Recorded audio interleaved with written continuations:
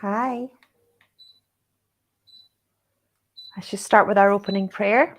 Remember, we're focusing on love and abundance this week. So I will still answer all the questions the angels tell me to answer. I won't just go down because of the topic. I'm walking today because I'm on not just a health kick, but permanently need to keep moving my body. So it's my first day on the desk treadmill. And to be honest, I'm absolutely loving it. But bear with me if it's a little bit weird. Okay.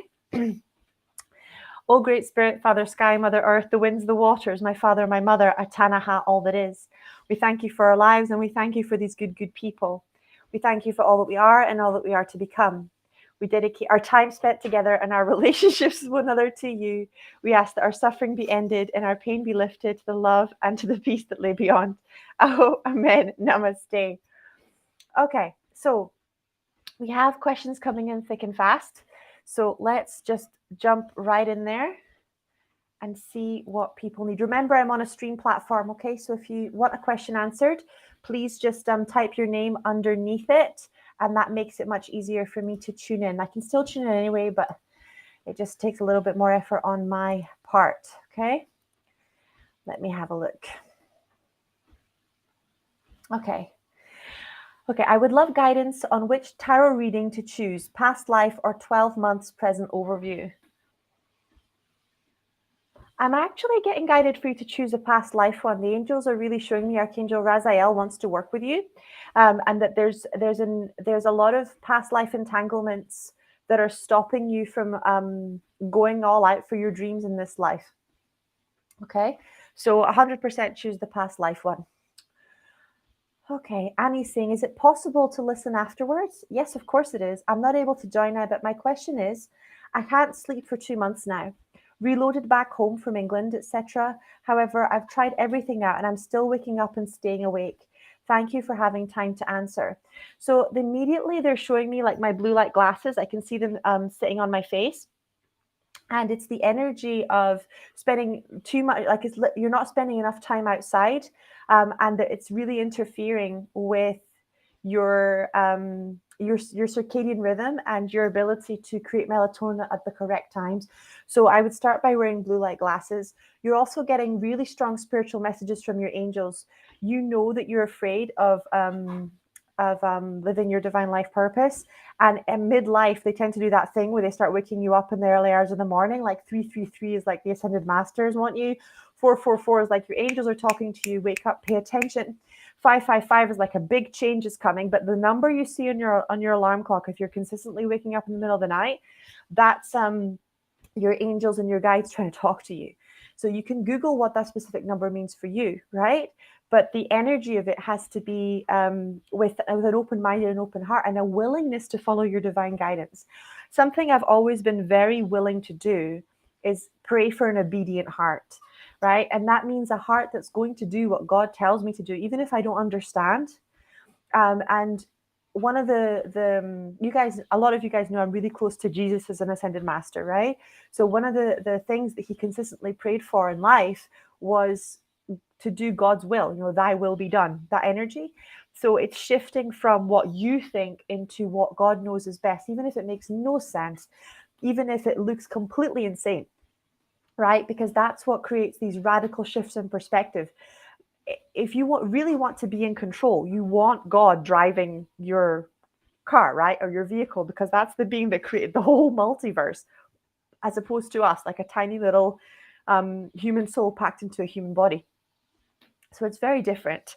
When you look at it that way, if you really want to be in control, you have to do God's will, but it doesn't always look like what you want to do. It doesn't always, in fact, most of the time it feels deeply uncomfortable. Like when I was asked to move from Scotland to London, when I thought about having a baby for the first time, and I was like, really now? And I felt completely unprepared, even though I was really excited about it at the same time. Everything in my life that's happened has been because I listened and I followed my divine guidance, even when it was uncomfortable. And that built my trust in God as well. Okay. Let me have a look. Got a lot of questions flooding in, so I'm going to take them one at a time. Hello. I really kindly wish you and the Creator Angel support to heal the deepest wound I have in common with my soulmate so we can take the next step to be physically together. Really, this love from the divine always gives us a way to heal time and to rewrite the present and the space for I heal the deepest wound of soulmates. So I think the deepest wound from soulmates is this is how much of a mirror our soulmates are, a mirror of our relationship with God. The deepest wound between you and God is separation, right? And if you imagine how a little child cries when you take it away from its mother, that's how we respond energetically when we are separated from God.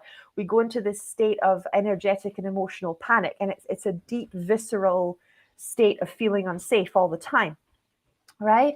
So whenever you're working on that, you want to know what the deepest wound is. As a rule, it's a separation wound. Now, if that separation wound manifests as abandonment or as unrequited love, or it doesn't matter, the root is a core belief that you are separate from your soulmate instead of one with your soulmate, right? When you're little, you don't wait for your soulmate to be there to pretend to get married, to pretend to dance with them, to pretend that they're asking you to marry you. I've had to be in the nurseries a lot because I'm looking for nurseries for Archer to get started next year. And the little children playing through the motions of being adults and of manifesting their dreams is absolutely fascinating to watch, right? So the deepest wound is a separation wound. So anywhere that you believe that you're separate from your soulmate and that you're separate from God, can we release that now? And can we replace it with the truth? You'll always be one. One with God, one with your soulmate. You'll always carry their heart in your heart. And you don't have to find them. So flowers don't run around looking for bees, right?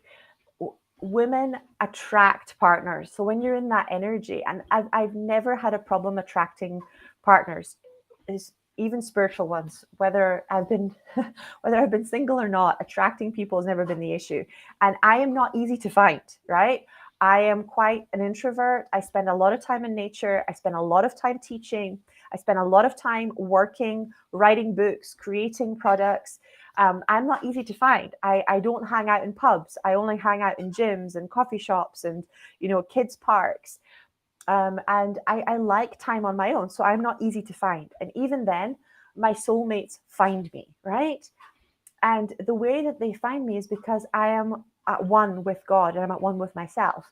And from that state, I'm not frantically looking for them to complete me, but I'm also enjoying my life.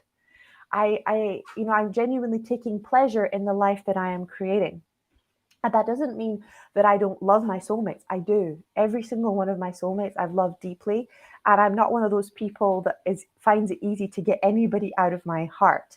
Every single one of my soulmates, every single one of my lovers is still very much in there. The love we had changed if the relationship ended or changed, but the love is still real, right? So whenever you're looking to manifest a soulmate, you have to let go.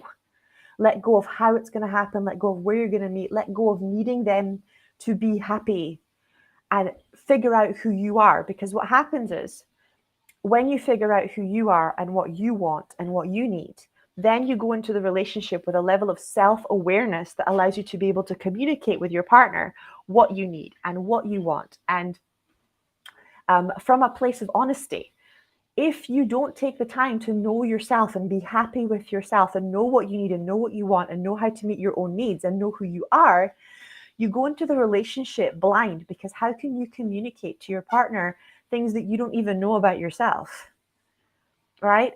And you will find that who you think you are and who you really are is two very different things, even inside a relationship, and that it will change. It will change as you evolve and grow, as your career evolves and grows, as you go from being a wife to a mother, as you learn to juggle roles, as you go from being a mother of one to a mother of two, as you go from having one business to having multiple businesses, as you go from being quite invisible to being radically visible or well known.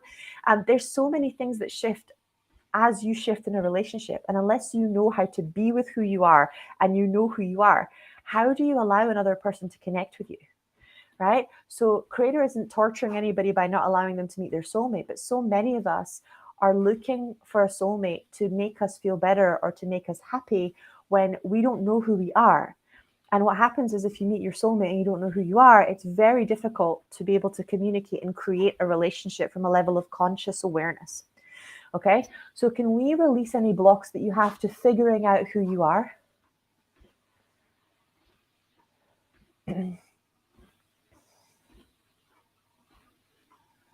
And to liking yourself and to loving yourself, so that you can attract a soulmate who likes who they are, who knows who they are, who loves themselves.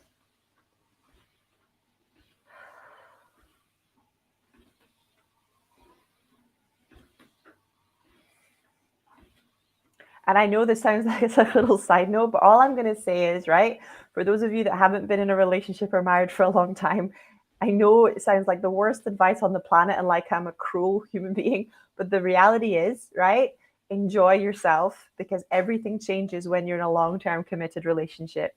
You will miss things about who you are now. Okay, you will really miss the level of freedom that you have.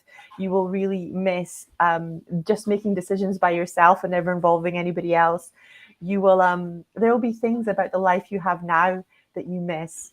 So can we show you how to actually just enjoy being who you are? Like Louise Hay on the beach, right? She was like, oh, thank you so much for this time before my business gets busy and I don't have time to sit on the beach all day. And then Hay House came and she was managing all these authors and a whole team of staff and doing these events all around the world. And she had no time to sit on the beach all day. So can we show you to enjoy your time to yourself? Really enjoy it, savor it like a good glass of wine or a good cup of coffee. There we go. Because it's going to be good when you meet your soulmate. I promise it's going to be incredible, but it will be change. And change always brings with it things that we let go of. Okay, there we go. Oh, let me check on Insta. Let me see. Oh, okay, we have one. Hi, Sky. I'm talking about abundance. Okay. What can I do to create my own abundance from my intuitive career? Okay. So this is for Soar with Barbie. Oh, I like that name. Okay. So whenever we're blocked and your angels are coming in really strong. So I'm going to bring in Archangel Shamuel, Archangel Michael as well. I think you need some kind of protection here. I'm going to place a hedge of protection around you, pull off any psychic attack, any gossip, any competition energy, anybody that's messing with you or going behind your back. Let's just release that now.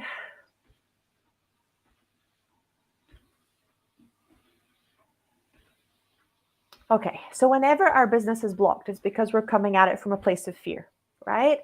And the first thing you do when you notice that you're in fear is you call in God and the angels. So anyone that's stuck in their business or stuck in abundance, let's just take a minute to call in God and the angels and get God to breathe life into your business, into you,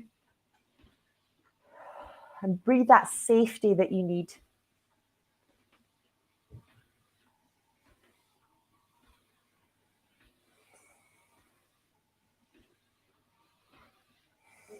There we go. That's better already. So from a place of fear, I'm afraid I won't get enough clients. I'm afraid my business won't be popular. I'm afraid I won't have enough money to pay a VA or an employee. I'm afraid of hiring my first CEO. I'm afraid the business is going to go under. From this place of fear, right? What we tell our unconscious mind and the universe is that we're not ready. We can't do it. And that we don't want to do it. And that stops everything, keeps everything stuck, keeps everything blocked. So can I release the part of you that's going, I don't really want the responsibility. I don't really want to do this. There we go. I don't want to do what's required to receive the abundance. And that might be opening the bank account. That might be hiring the accountant. That might be delegating to a VA. I might be sorting out the taxes, whatever it is that you're going, no, I don't want to do it. And it's part of allowing abundance to flow. Let's release that now. Let's release your resistance to doing your bit, because God can do his bit, but you have to show up and do your bit.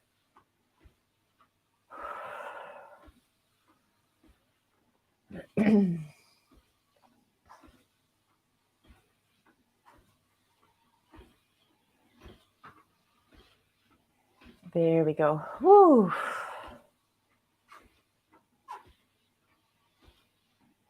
And let's just switch that perspective to, it's a blessing to be able to provide, right? Whenever you're hiring a VA or hiring a CEO or hiring a marketing person, you're providing an opportunity. You're putting a roof over someone's head and food on someone's table, and you're blessing someone's life, right? In the same way that it's a blessing to be able to give a healing, it's a blessing to be able to give an opportunity. And you're worthy of being that provider. There we go. Whew. There's lots of places in the animal kingdom where women are providers. Just look at, lionesses, tigers, mother polar bears. It's a very natural thing. There we go.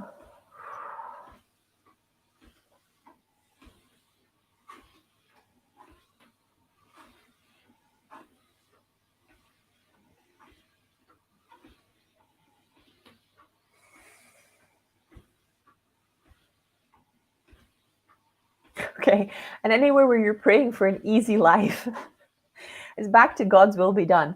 Can you pray for the life that's for your highest and best?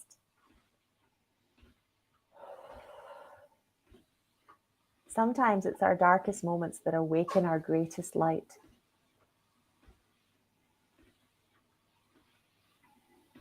When you start resisting parts of your life, when you start hiding parts of your story, you block your abundance because you're ashamed of who you are. And there's a lot of spiritual bypassing going on. And there's a lot of what they call it, what's it called? Attraction marketing. I call it jealousy marketing. It's like, oh, I've got this figured out. I can make money whilst I've got a sick baby. I can make money whilst I'm doing this. I can make money whilst I'm doing that. And basically what it's saying is, yeah, don't you want to do that? And you need to, why can't you do that? So can we release all the jealousy marketing? Unhook you from all those posts that are designed to make you feel like you're not enough.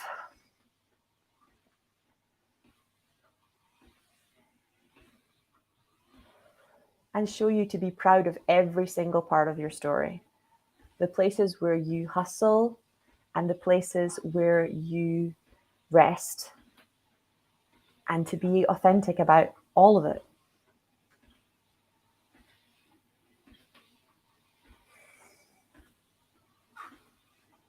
There we go. Okay, that looks good. Okay, so hi, Sky. I'd be grateful if you would let me know any message my angels would like to tell me now. Okay, let me have a scan.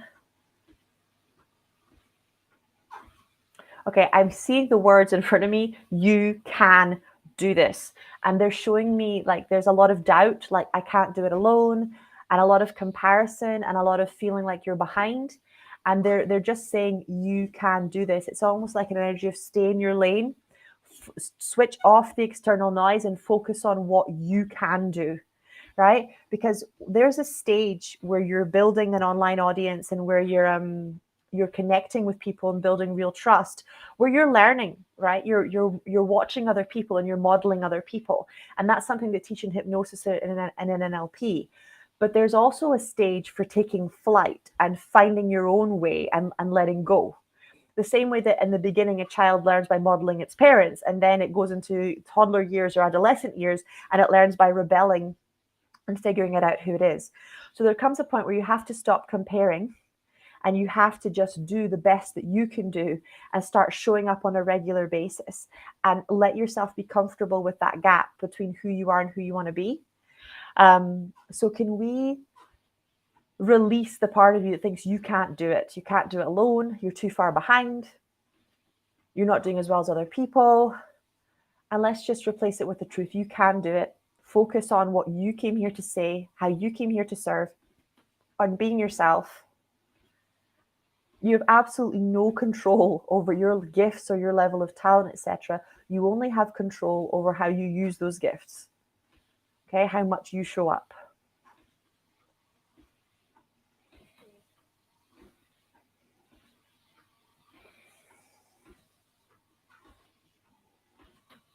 Okay, that's looking super good. Okay, Raz saying, thank you so much, Sky. I feel like I'm here on earth to be a master in something, but yet it's not clear to me a master of what exactly. It's frustrating. Can I ask for guidance regarding this? Right, you're supposed to be a healer. Okay, you're meant to be a master healer, but mastering healing, like they say, it takes 10,000 hours to master anything, right? Requires practice. But you already know this. I can almost hear you laughing as your angels are saying this. You know this. It just looks like a lot of work, and it looks like a lot of work because it is. It's going to be worth it, but you need to start showing up and start understanding how important your gifts are and how much they matter. And that's one of the biggest tricks the ego plays on us, is making us think that our spiritual gifts are like some kind of a hobby. Whereas the reality is they're the most real thing and the most important thing and the most life-changing thing that there is. Okay, Samantha Guy says, I went through a major health crisis with this overhaul. I changed my career. Well done. I got certified to do Reiki. Woo, woo, woo. And I got a mental health degree. Oh, girl. Well done. Is this the right direction? Yes, yes, and yes. Is the healer helper path mine? 100%. 100%. Look, so many in medical intuitive mastermind, one of the core things that I work with is the wounded healer. And it goes back to Parsifal, the story of Parsifal in ancient Greece. But it's so much more ancient than that. If you think about Jesus on the cross, if you think about Buddha under the meditation tree, every single healer on the planet has some kind of a wound, right? And if you think Louise Hay, Wayne Dyer, Doreen Virtue, and Vianna Stibel, some of the greatest healers, Caroline Myss, have all gone through cancer, have all gone through a severe illness that woke them up. I had severe autoimmune disease as a kid. So very often the path to awakening comes from finding the courage to face a wounding head on until you transform that wound into wisdom, into worthiness, into wonder at life, right? And wonder at God and how beautiful life is. So 100% that this is your path. It's about how you choose to walk it and how you choose to embody it. But our wounds don't make us unworthy. Our wounds teach us how to have deep compassion for other people, but also that there is always a way, that God will always make a way. No matter how hard it looks, as long as you're willing to say, help me, and I'm willing to change, everything shifts. Miracles happen, quantum leaps move. Okay. Barbara Young is saying, hi, Skylar. My heart is sore. I'm sorry, darling. My stuff is coming up. Thank you. Working with the angels, with sabotage pattern clients, canceling with me, showing me inner reflection of not showing up. Please help, Barbara. Okay, let me have a look.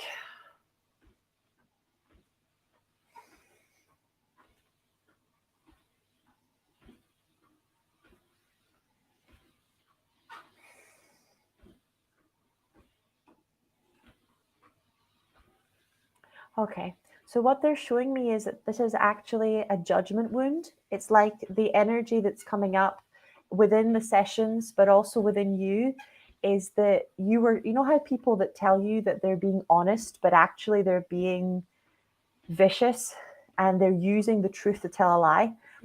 In Scotland, they have this expression that is really rings true, which is a truth told with bad intent is worse than 1,000 lies.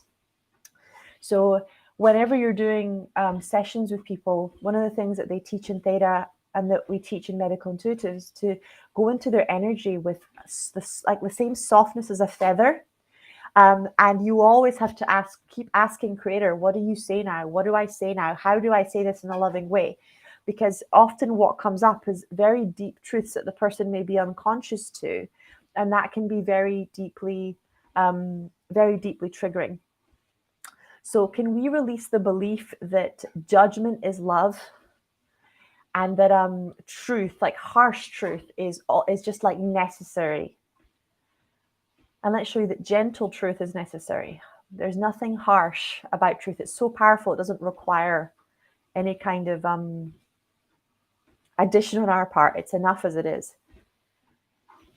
There we go. And there's this really sticky energy stuff of like, I'm not a good I'm not a good healer and kind of energetically getting validation from clients. So can we just cut those cords? Can we plug you into getting validation from Creator and from healing your lack of worth wounds instead of from clients? Because clients come to you to reconnect with God and to remember who they really are. They cannot give you what you are lacking on the inside. If you don't have worthiness, they will never make you feel worthy. There we go. Whew.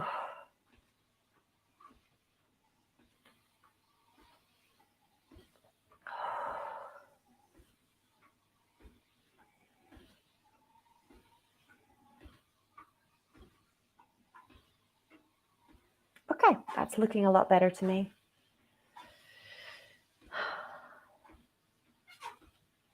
Oh, I'm getting guided to go back to Insta again. I'm going to go back. Boom, boom, boom, boom, boom. Okay. Hi, Sky. I would like to stop facing the same wounds like my mom and my grandmother. How can I stop? How can I stop this, please? Okay. The only way to complete wounds is through forgiveness, atonement, and mercy. There is no other way. Okay.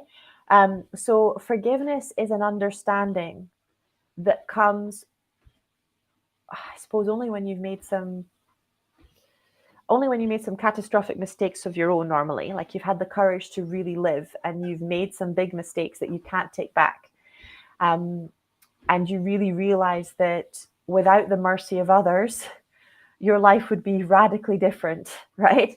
So forgiveness is an interesting form of compassion that lets you realize that all of us are flawed. Nobody wakes up in the morning and thinks, I'm going to fall from grace today. I'm going to make a mistake today. It happens because they're exhausted. It happens because they're afraid. It happens because they're wounded, right? So it's the same level of kind of mercy that, God has for us. Now, there's two different types of outcomes to forgiveness. There's forgiveness to release, and there's forgiveness to renew. Forgiveness to renew the relationship is about starting afresh and seeing the person through the eyes of the divine instead of holding on to their mistakes or the things that they did. You still have, the new rules and the new standards, but you understand it's going to take them time to learn the new skills that they need to become a better person, and you're willing to give them the grace to do that, as long as you can actually see that they're making a genuine attempt, right? Forgiveness to release is when you know that this person isn't safe for you and they're not willing to change or to show any attempt to rebuild the trust in the relationship. And then you still release your anger and pain and the suffering and the wound, but to release the relationship. And you release them with love because you're no longer learning forgiveness from them.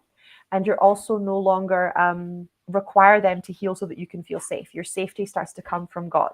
And that's the ultimate healing that comes when you master forgiveness, is you realize your safety doesn't come from other people. It doesn't come from how they behave. It comes from Creator, and that you are going to be okay. If this person is not supposed to be in your life, they're not supposed to be in your life. And you have to trust and you have to let them go. Right? Now, atonement is about understanding that love is a gift, trust is a gift, intimacy is a gift, because somebody can do all the right things and you can still not trust them. Somebody can be the most romantic person in the world and you can still not have intimacy. These are energies that we consent to being in a space, that we give permission to be inside a space. And atonement is about allowing yourself to open up to another person so that they can give you love and so that you can give love back, right? So atonement is about the process required so that you feel safe receiving love from that person in human forms again. And it's the little, like, trust is not built overnight. Trust is built day by day. It's little conversations. It's marbles in the marble jars, Brené Brown would say. You can't fake trust. You genuinely really can't. Okay. So what is super important to focus on with atonement is that it takes all of us time to master and learn new skills, right? And even when we really want to, we tend to fail a lot in the beginning. Like if you're trying to exercise more, or trying to eat better, or trying to be kinder, or trying to get rid of a vice or an addiction, it takes time And not because it necessarily has to, but because humans like what's familiar. It's what keeps us safe, right? So it takes a effort, willpower, and time to change. So it's understanding that somebody not changing instantaneously is not about you. All change is a personal process, and it's challenging for all of us. So it's giving that energy of atonement. And then we talked about mercy and about redemption. So it's understanding that we are all here but for the grace of God, and that God has infinite mercy. Why does God use mercy over punishment? It's a very basic metaphysical principle. Punishment is a demonstration of fear. And what caused the person to act out in that way, right? Whether it's an addiction or whether it's narcissism or whether it's a wound, is fear. So no matter how much punishment appears to be the response, it's an illusion. The more you punish a person that's already suffering, the worse the situation gets. Punishment is not a boundary. This is why we have prisons with such high reoffender rates. This is why we've been locking people up and punishing them through our judicial system since the dawn of time. And it does nothing except create more criminals and more shame and more problems. Punishment doesn't work. It's an illusion of consciousness. It doesn't correct anything. It just teaches more fear. It's like somebody already has a wound and you walk up to them and you put your hands in it and you tear it more open. It's never going to heal it, right? Mercy is the opposite of that. Mercy is understanding that you can only heal fear with love, and that the only way to teach is to demonstrate the behavior that you want that person to have, which is often kindness in the face of cruelty, discipline in the face of chaos, love in the face of anger, patience in the face of frustration. And these behaviors need to be demonstrated to be taught. So if you think about little children, right? They don't learn by what we say. They learn by watching what we do. Adults are exactly the same.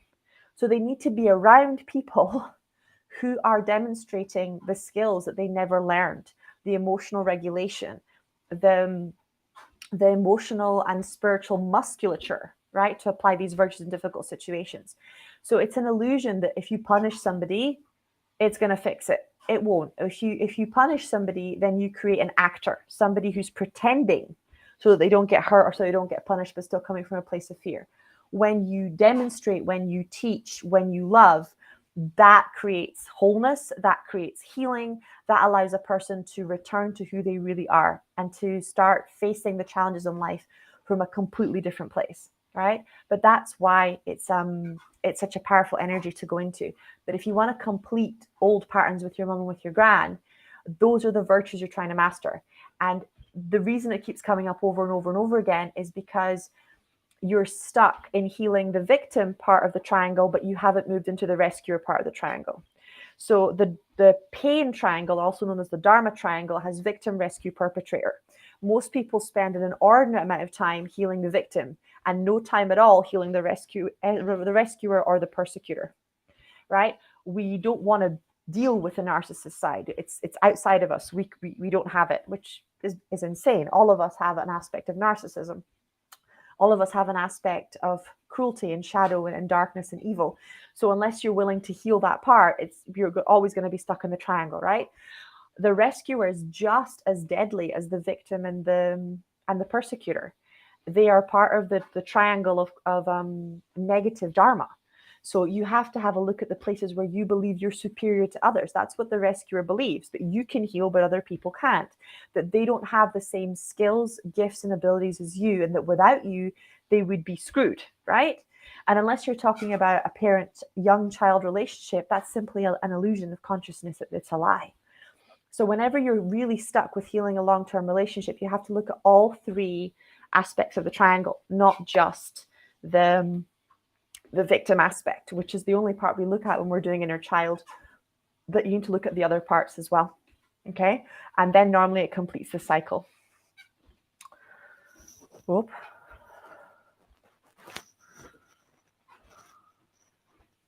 Me listening, I find myself in narcissistic behavior.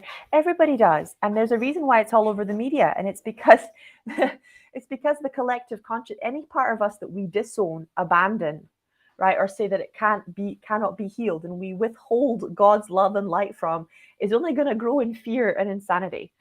If narcissism and sociopathy hadn't been a part of human culture for since the dawn of time, then we wouldn't have wars, and we wouldn't have greed, and we wouldn't have famine, etc.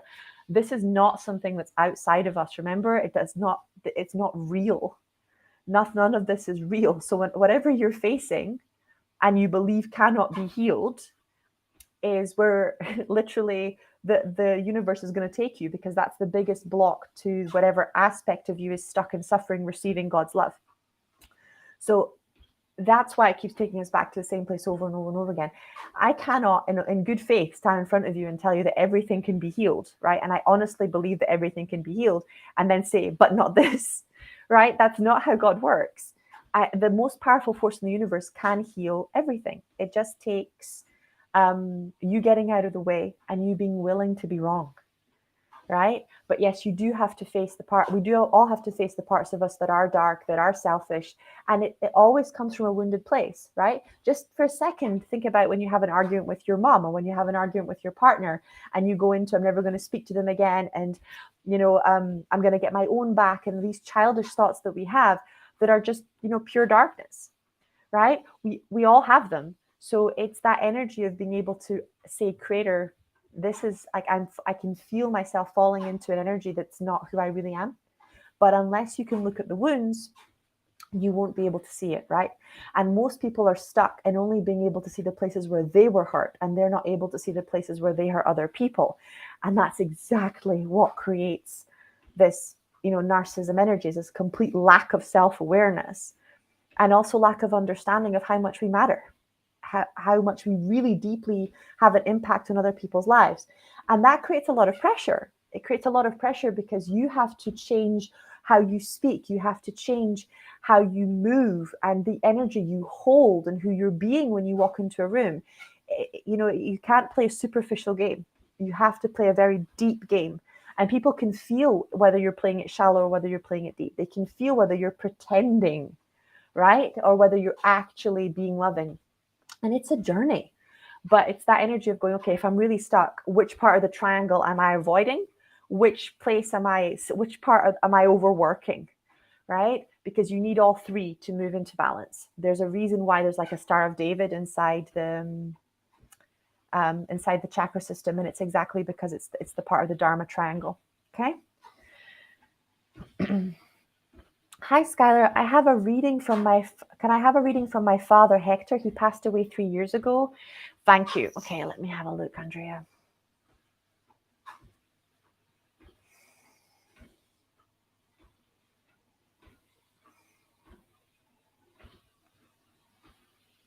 Okay, so I'm getting a couple of messages straight away. The first is that you need to stop procrastinating.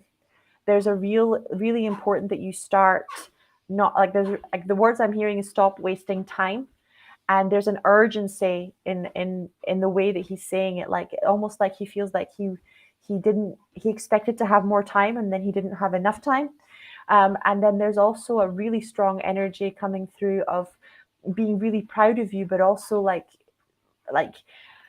you are strong, like you are really, really strong, and you see yourself as weak. So that's the really strong message, to start seeing yourself as strong, to start owning your strength, to start being proud of your strength, instead of seeing yourself as not strong enough to overcome. And he's really saying you can talk to him, that he does hear you when you talk to him. Okay.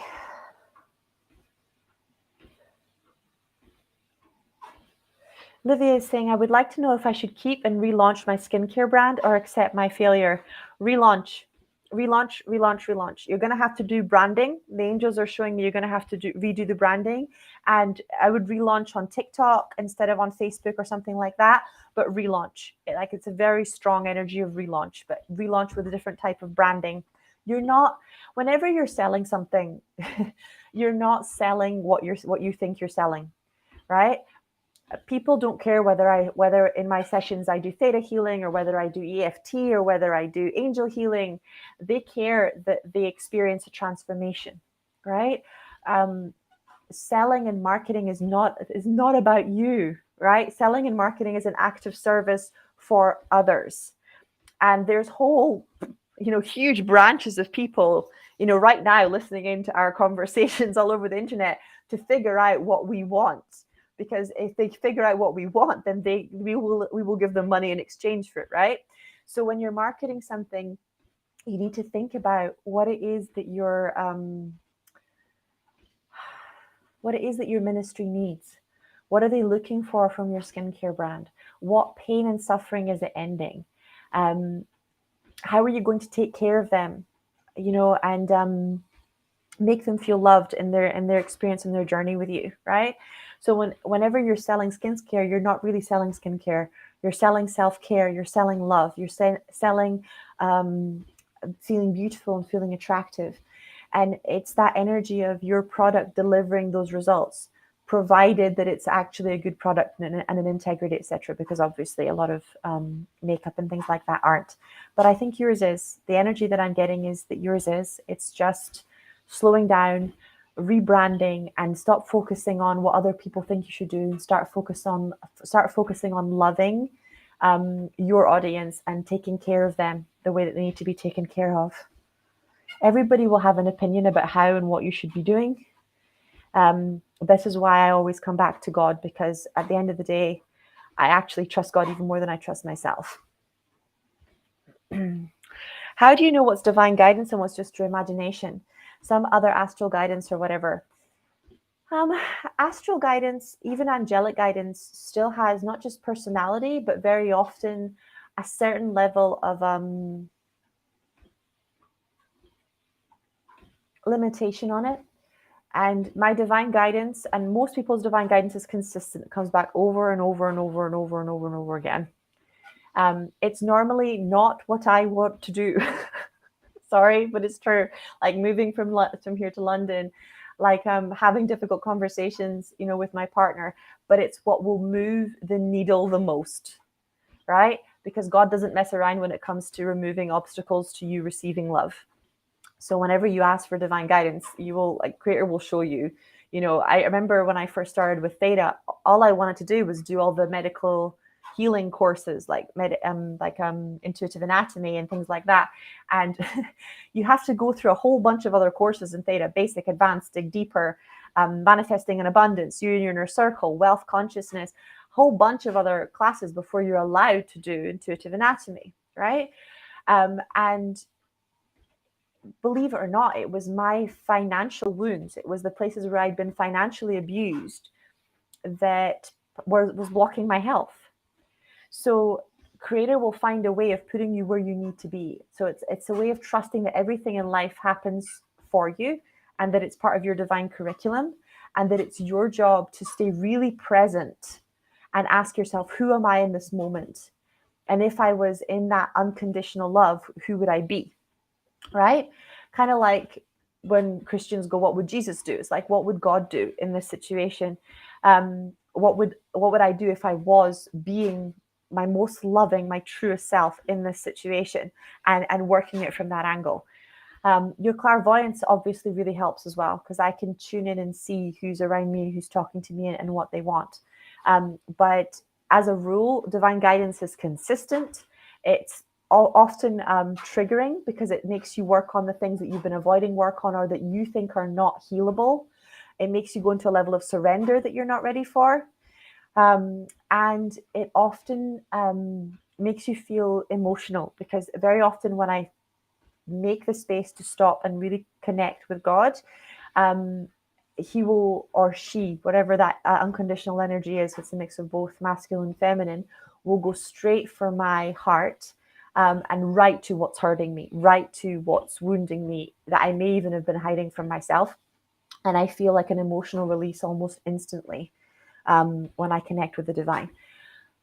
The most simple techniques I can give you is to sit down every single day and intentionally connect with God. And you can use a Theta healing meditation to do that. You can use prayer to do that. Like you'll see Muslims, Jewish people, Christians stop and pray 3 or 4 times a day, right? So it's that energy of inviting it in. But if you've never proactively meditated with your divine voice, how can you expect to recognize it or heal it? Or heal it or feel it or know it, right? So it was Theta that really reconnected me with Creator. Before then, I was very connected with my angels, but I still had a lot of religious woundings that disconnected me from God. And it was through theta, particularly world relations and world relations, and I'd say you and your inner circle and you and the earth, because I had so much religious trauma that disconnected me from the earth, that really kind of allowed me to reestablish that connection with Creator and feel like I had a firm grounding. But Course in Miracles is very good for that as well. Sitting down and doing a little meditation every day, connecting with God multiple times a day, every day, is much more powerful than going away for a weekend and then, praying once or twice every month. It has to become a consistent habit in your life. Hi, Gabriella. Dear Sky, can you give me any information about any future soulmate? Thank you so much. Okay, let me have a look.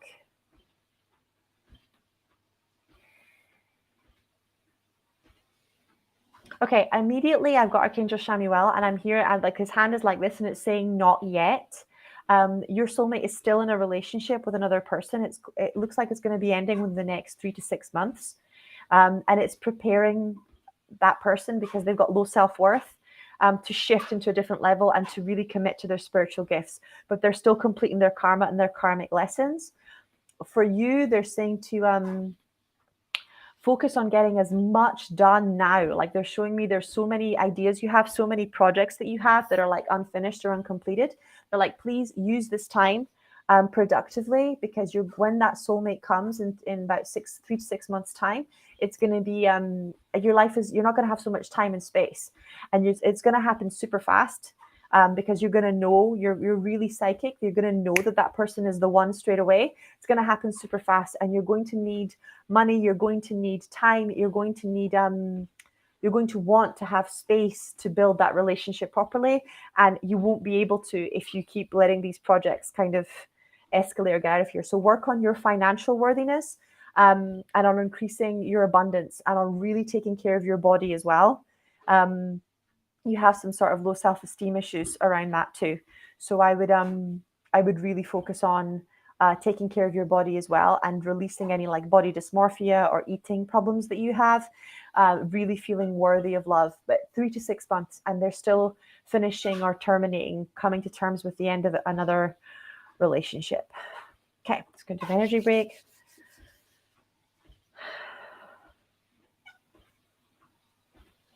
Dear Sky, thank you for all your clearings. They're profound. You're welcome.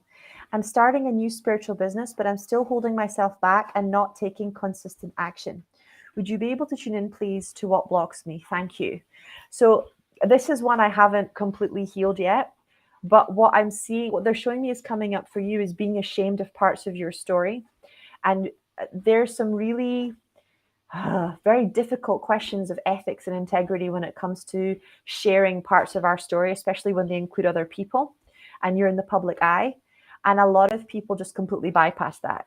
So they're saying that it's important to write down your whole story, even the parts that you're ashamed of. And it's okay to change names or to change characters or identities inside your life to protect other people. But you need to release any shame that you have about any part of your story, because it's slowing you down, and that you're scared that people are going to figure out, different parts of your story. But it's about you mining for the gold in the parts of your story that you are thinking don't have any meaning or purpose. And it's slowing you down because it's blocking your energy. So we're just going to bring in the business and abundance angels and Archangel Metatron and Machizel deck, anywhere where we're ashamed of different parts of our story, or we made vows, oaths, and promises to keep secrets that are blocking us from fully sharing all of that we need to share.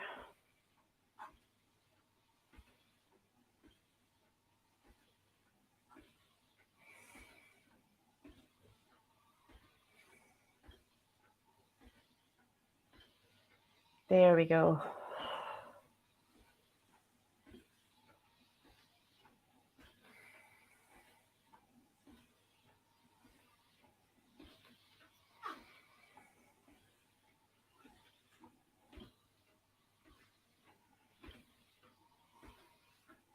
And the way that I do it that keeps it authentic is you guys can see me. I share with my audience that I protect people inside my story.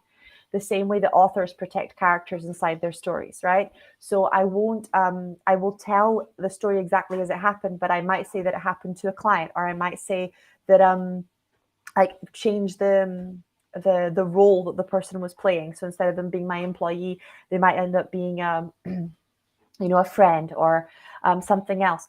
I will protect people's privacy. I do believe people have a right to privacy, right? But I won't change any other aspect of the story. I'll just put the lessons in and what I managed to grow from that story. But every single part of your story is important. I also never share a story where the wound for me is still wide open. I wait until it's at least closed and start to heal. I won't share from a place where I haven't become whole from that wound yet.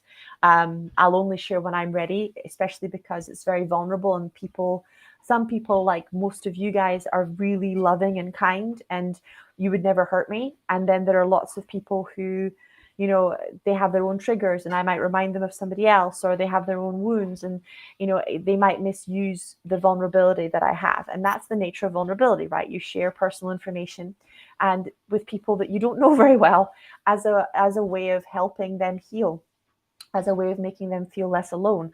But then that opens you up to people potentially misusing or twisting or harming others with the information that you've shared, right? And that's how most people get hurt, is that the story gets twisted, or the story gets manipulated, or it gets told out of context.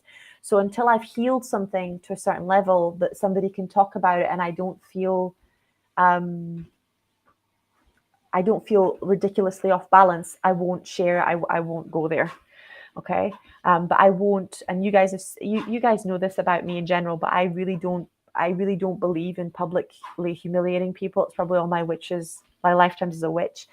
So I really believe in, honoring that, obviously that's not the way the world works, and we have trial by social media every other day, but it's not how I choose to get publicity. It's not how I choose to do this work. It's not how I choose to share my story. And I think how we share our stories is very important. And it's also important to realize that our egos like to put us in this most amazing light, right? And other people in a bad light. So you have to make sure that the story is fair and it's balanced. The other thing to really be aware of when you're sharing your story is to ask Creator what messages he wants to convey, what he wants to teach, and then give it time to marinate. You might write your story and then let it sit there for a couple of days, and then go back and add lessons or add different things, take different things out. Give it time. It's the same way that you put a good Sunday roast in the oven and you give it time, right? Put my nice cauliflower roast in. So you have to give time to people and for yourself to figure out what's true and what you really want to say.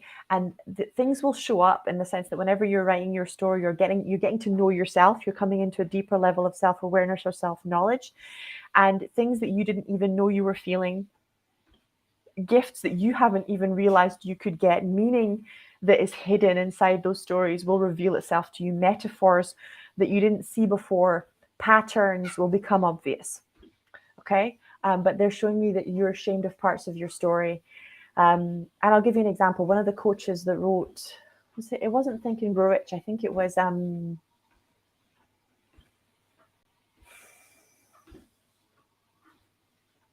can't remember who he was, but basically he was so ashamed that he didn't have abundance when he was teaching about abundance, that he would park his old car 2 blocks away from the building where he taught. And he would hide his real identity from the audience or from the people that he was talking to. And it was only when he started sharing this part of himself, and he only shared it after he became more visible or things like that, but he had to share that part of the story where he was embarrassed. And this, like you said, this distance between who we really are and where we may be in life. And I hear this a lot from all sorts of spiritual teachers, because there's a lot of people out there that are very judgy, and they're like, oh, you can't teach about health unless you're in perfect health. You can't teach about abundance unless you have loads of money. You can't teach about spirituality unless you're have this incredible spiritual practice. And the reality is that you have to teach what God tells you to teach. All of us go through relationship challenges. All of us go through health challenges. All of us go through places where we're growing as spiritual teachers or developing in our spiritual practice. And when you show up, your audience that will feel attracted to you will be perfect for where you are at that point in your life, in that point in time. And as you grow and evolve and shift and change, your audience will grow and evolve and shift and change with you, right? But it's that letting go of people thinking you're out of alignment or you're being dishonest because you're not manifesting yet exactly what it is that your soul is in the process of creating, and just getting into that energy of, I'm going to follow my divine guidance as much as physically possible. And if I fail, I'm going to do it again, right? But not being ashamed of any part of your story, not being ashamed of putting your best foot forward, and not getting into that judgy place of, oh, I haven't achieved all this yet. How could I possibly serve others? And just literally getting in there and starting to help, starting to serve, starting to make a difference. Okay, I'm going to stop here. I've only got 6 calls left at the moment for Medical Intuitive. So if you would like a discovery call, if you're sitting on the fence, please send me a message as quickly as possible. I really, really, really want to talk to you. I like to get to know my students personally, and these calls are gold because I do a lot of energy clearings. I really help you in every single way that I can. I do believe they're a type of divine timing. Okay. I'm going to be back from 4 until 5 doing our love and abundance. And today I'm going to be teaching a bit more on the abundance side of stuff. Yesterday we focused more on relationship. Today we're going to be focusing more on the abundance side from 4 until 5. So I'll see you all then. O Great Spirit, Father Sky, Mother Earth, the winds, the waters, my Father, my Mother, Atanaha, all that is. We thank you for our lives and we thank you for these good people. We thank you for all that we are and all that we are to become. We dedicate our time spent together and our relationships with one another to you. We ask that our suffering be ended and our pain be lifted to the love and to the peace that lay beyond. Aho, Amen, Namaste.